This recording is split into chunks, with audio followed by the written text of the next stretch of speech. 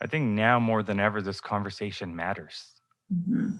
You know, when we were all in the rat race of life, before this big pause to kind of slow us down, Mhm. we never really thought about it. And if we did, it was like you said, that one day, Bell, let's talk, and we move on, Mhm. we move on, we move on.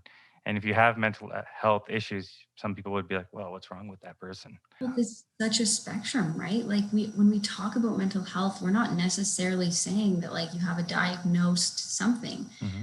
You know, we can, when we look at the context of our lives, and this comes up a lot in my practice, is people are like, I'm really struggling, and then they paint out the whole context of their life, like they've had a recent loss, and then they lost their job in COVID, and they're not being paid, and they don't know how to pay their rent, and I just look at them, I'm like, are you expecting yourself to just be okay?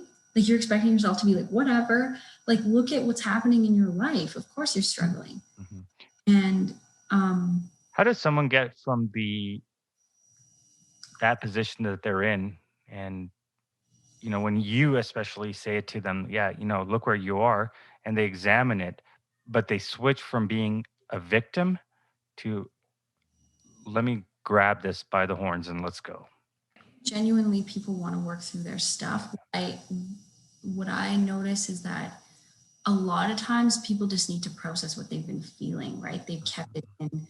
They don't know, like so it's like a balloon just filling and filling and filling. And then as soon as they're able to like process some of it, typically I'd say a lot of people have their own answers, their own solutions where they're like, okay, yeah, I know what I need to do. Hmm. And now I kind of have some breathing room to do it. Like they let out some of that air from the balloon and they're like, "Ah, I can breathe now a little bit." Um, No, so, totally. Yeah. yeah, humans are remarkably resilient. Yeah. I mean, coming to you and addressing what they're going through is one of the first steps. Hmm. Totally. And Yeah. we all need support sometimes, therapists included. What do you do to declutter yourself or get out of some of the dark times that you've gone through? Nature is a big thing for me. I always feel the most sort of peaceful, grounded, connected in nature. You're And pretty active, actually. I see your Instagram. You're all over. yeah, I love to be outside. I love to be in the mountains, or in water.